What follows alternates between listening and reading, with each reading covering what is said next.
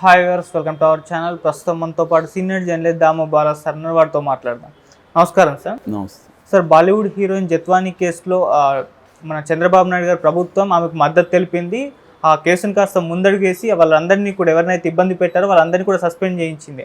అయితే ఇప్పుడు Jethwani reverse U turn తీసుకుంది, చంద్రబాబు నాయుడు గారికి షాక్ ఇచ్చింది. నిన్న అనిత గారిని కూడా కలిశారు అని చెప్పేసి వార్తలు వైరల్ అవుతున్నాయి.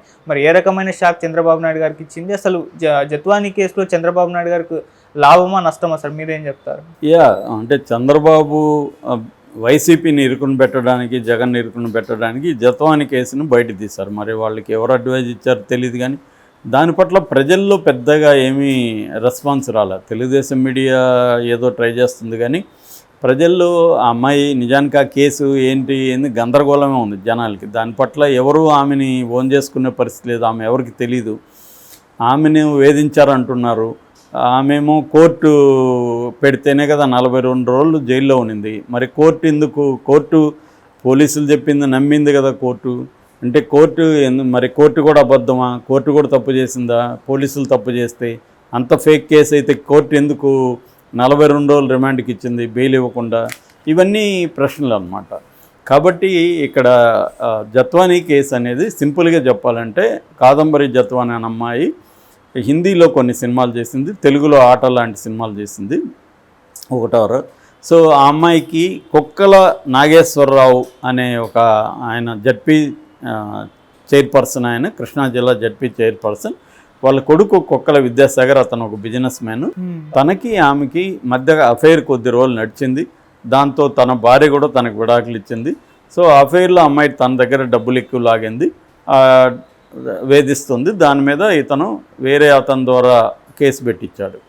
ఇది ఒక వెర్షన్. రెండో వెర్షన్ ఏంటంటే, ఈ అమ్మాయికి JSW అనే ఒక స్టీల్ కావచ్చు, మిగతా multi brand company, multi national company, అది అనేక దేశాల్లో ఉంది. దాని చైర్మన్ ఆయన సజ్జన్ జిందాల్, ఆయనకి దాదాపు 64 ఏళ్ళు ఎంతో ఉంది. సో ఆయనకు ఈ అమ్మాయికి అఫైర్ ఉందని ఆయన మీద ఆ అమ్మాయి కేసు పెట్టింది. దాని BSK అంటారు, బాంద్రా కుర్లా ఎక్స్ప్రెస్ పోలీస్ స్టేషన్లో ఆ అమ్మాయి కేసు పెట్టింది. బాంద్రా కుర్లా కాంప్లెక్స్ పోలీస్ స్టేషన్లో అమ్మాయి కేసు పెట్టింది.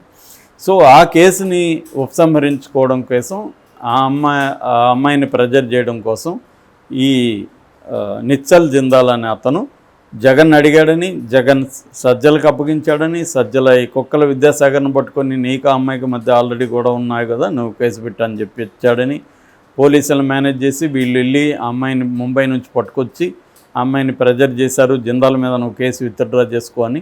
సో ఆ అమ్మాయి వినకపోయేసరికి ఆ అమ్మాయిని ఈ కేసులో మేజిస్ట్రేట్కి అప్పగించారు. మేజిస్ట్రేట్ రిమాండ్కి పెట్టాడు. 42 రోజులు ఆమె జైల్లో ఉన్నింది. దాని తర్వాత ఆమె వెళ్ళి ముంబైలో ఆ కేసును విత్డ్రా చేసుకునింది అనేది నెరేటివ్. ఈ నెరేటివ్లో దాని మీద చంద్రబాబు ఏం చేశాడంటే, ఒక ఆమె ఎవరు స్రవంతి రాయ్ అని ఒక ACPతో విచారణ జరిపించాడు. ఆ విచారణ నివేదిక DGP వెళ్ళింది. DGP చంద్రబాబుకి నివేదిక ఇచ్చాడు. ఆ నివేదికను బేస్ చేసుకొని చంద్రబాబు పోలీస్ ఆఫీసర్ని, 3 టాప్ ఆఫీసర్లు, PSR ఆంజనేయులు, అప్పట్లో ఆయన SIB చీఫ్గా ఉన్నాడు, DGగా. తర్వాత కాంతిరాణ టాటా CP విజయవాడ, తర్వాత విశాల్ గున్ని అప్పట్లో DIGగా ఉన్నాడు, అప్పట్లో DSPగా ఉన్నాడు, తర్వాత DIG అయ్యాడు. సో వీళ్ళ 3 సస్పెండ్ చేశారు. అట్లాగే ఇబ్రహీంపట్నం పోలీస్ స్టేషన్లో కేసు నమోదైంది. అక్కడ CI హనుమంతరావు అనుకుంటా, CI అండ్ SI ఇద్దరిని కూడా సస్పెండ్ చేశారు. సో ఓవరాల్గా 5 మంది పోలీసుల్ని సస్పెండ్ చేశారు. ఇప్పుడు సజ్జల్ని కూడా అరెస్ట్ చేస్తారు ఈ కేసులో అని అంటున్నారు. కానీ సజ్జల్ని ఏ బేస్ మీద చేస్తారు? సజ్జల దీన్ని చెప్పినట్టుగా వీళ్ళు ఏమన్నా విశాల్ గున్ని అప్రూవర్గా మారతాడని కూడా తెలుగుదేశం మీడియా లీక్ చేస్తుంది. ఒకవేళ అప్రూవర్గా మారి ఇదంతా కూడా సజ్జల చెప్తే మేము చేసాము అంటే ఏమన్నా అప్పుడు సజ్జలను అరెస్ట్ చేసే అవకాశం ఉంది. అది కూడా కేసు నిలబడదు. ఎందుకంటే అప్రూవర్గా ఇతను కేసులో ఉండి వ్యక్తి చెప్పడం వల్ల అతను అరెస్ట్ చేస్తే అదేం నిలబడదు, కానీ కొద్దిగా అరెస్ట్ చేయొచ్చు. సో ఇది బేసిక్గా. ఇప్పుడు వీళ్ళు కూడా, ఈ 3 కూడా సెంట్రల్ అడ్మినిస్ట్రేటివ్ ట్రిబ్యునల్ క్యాట్ ఏదైతే ఉందో దాంట్లోకి వెళ్తున్నారు ఆల్రెడీ. సో ఇప్పుడు ఆ క్యాట్కి వెళ్ళినాక క్యాట్ ఇప్పుడు పరిశీలించి వీళ్ళేమీ లీగల్గా ఏమీ ఇబ్బంది లేదు, లీగల్గా ప్రొసీజర్ ఫాలో అయ్యారు. బాంబే వెళ్ళారు, బాంబేలో అక్కడ పోలీసు పర్మిషన్, అక్కడ మేజిస్ట్రేట్ పర్మిషన్ తీసుకొని వచ్చారు. తీసుకొని ఆ అమ్మాయిని ట్రాన్సిట్ వేసా మీద ఇక్కడికి తీసుకొచ్చారు. ఇక్కడికి తీసుకొచ్చిన 24 అవర్స్లో కోర్టులో పెట్టారు. కోర్టు ఆమెకు రిమాండ్ విధించింది. ఇది లీగల్గా ఉందా లేదా? లీగల్గా ఉన్నప్పుడు మీరు ఎలా సస్పెండ్ చేస్తారు అని రేపు క్యాట్ వీళ్ళని అడిగే అవకాశం ఉంది. సో ఇదంతా ఏంటంటే ఇదంతా చంద్రబాబుకు తెలియక కాదు, ఇదంతా బురద చల్లడం, వైసీపీ మీద బురద చల్లడం ఒకటి. రెండోది తన ఇష్యూల మీద జనం ఇది రాకుండా డైవర్షన్ పాలిటిక్స్కి కూడా ఇది పనికిరావడం. మామూలుగా అయితే జత్వానీ కేసు ఏమీ నిలబడే కేసు కాదు. ఈ పోలీసుల మీద జరిగిన సస్పెన్షన్ కూడా నిలబడే సస్పెన్షన్ కాదు. ఎందుకంటే ఇక్కడ వాళ్ళు లీగల్గా వ్యవహరించారు. మామూలుగా పోలీస్ ఆఫీసర్లు వాళ్ళు ఒకవేళ తప్పులు చేయాలనుకున్నా లీగల్గా చేస్తారు, లీగల్గా చేయగలరు. తప్పులు లీగల్గా చేయగలిగినప్పుడు నువ్వు ఇల్లీగల్ అని ఎలా పెడతావు? అమ్మాయిని అరెస్ట్ చేసిందా అంటున్నారు, ఎలా ప్రూవ్ అవుతుంది అరెస్ట్ చేసినట్టుగా?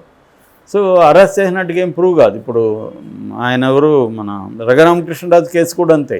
ఆయన కొట్టాడని ఆయన అంటున్నాడు, కొట్టాడని ఎలా నిరూపిస్తావు? కొట్టారా లేదా? పోలీస్ భయంకరంగా కొట్టి గాయాలైపోయి చనిపోయిన కేసుల్లోనే పోలీసుల మీద ఏం చర్యలు ఉండవు, లాకప్ డెత్తుల్లోనే.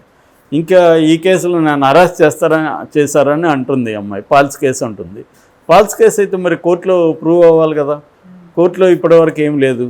ఒకవేళ ఫాల్స్ కేసు ప్రూవ్ అయినా కూడా పోలీసులను ఏమీ అనడానికి లేదు. ఎందుకంటే ఎవరో కంప్లైంట్ ఇచ్చారు, మేము అరెస్ట్ చేసాము, జైల్లో కోర్టులో పెట్టాము అని మా పని అయిపోయింది. ఆయన ప్రైమా ఫేసి ఎవిడెన్స్ ఉందని మేము నమ్మాము, కోర్టు కూడా నమ్మింది, కోర్టు రిమాండ్ ఇచ్చింది అనేది ఆర్గ్యూ చేస్తారు వాళ్ళు. ప్రతి కేసు అంతే కదా. ఇప్పుడు మనకి జానీ మాస్టర్ మీద ఆమె కంప్లైంట్ ఇచ్చింది, పోలీసులు కొన్ని సెక్షన్ల కింద ఎఫ్ఐఆర్ నమోదు చేశారు, వాళ్ళు వెళ్ళి పెట్టారు. ఇప్పుడు ఆమె రేపొద్దున ఆమె పెట్టిన కేసు తప్పు, అసలు ఇతను ఏమీ చేయలేదు, ఆమె కావాలని పెట్టింది, పోలీసుల మీద చర్యలు తీసుకోండి అని రేపు బీఆర్ఎస్ వచ్చి వాళ్ళ మీద చర్యలు తీసుకుంటే ఎలా ఉంటుంది? ఇలాగే ఉంటుంది అది కూడా. సో ఆమె నేరం చేసిందా లేదని కోర్టులో ప్రూవ్ చేసుకోవాలి జత్వాని. ఇప్పుడు జత్వాని చంద్రబాబుకే ఒక షాక్ ఇచ్చిందని ఈరోజు వార్త వస్తుంది. అదేంటంటే ఆమె నిన్న ఆమె ఎవరు అనితని కలిసింది, వంగలపూడి అనిత హోమ్ మినిస్టర్ని కలిసి నా మీద కేసు ఎత్తేయండి అని చెప్తుంది. సో నీ మీద కేసు ఎత్తేస్తే మళ్ళీ ఇంకా కోర్టులో జడ్జి కదా, జడ్జికి చెప్పాలి, జడ్జి ఒప్పుకోవాలి కేసు ఎత్తే. ఆ కంప్లైంట్ ఇచ్చినోడు గమ్మున ఉంటాడా? విద్యాసాగర్. సో విద్యాసాగర్ కదా విత్డ్రా చేసుకోవాలి. ఇదేం గవర్నమెంట్ పెట్టిన కేసు కాదు కదా, మరి ఈమె ఎట్లా కేసు ఎత్తేమని డిమాండ్ చేస్తుంది? సో ఇది ఇప్పుడు ప్రాబ్లం. అందుకని అనిత కూడా ఏం చెప్తుంది, నేను చంద్రబాబు దృష్టికి తీసుకెళ్తాను అంటుంది. అనితకు కూడా ఏమీ అబ్సల్యూట్ పవర్స్ ఉండవు కదా, హోమ్ మినిస్టర్ల పేరుకే ఉంటారు కానీ ఫైనల్గా చూసేది ఎవరు? సీఎంఏ చూస్తారు.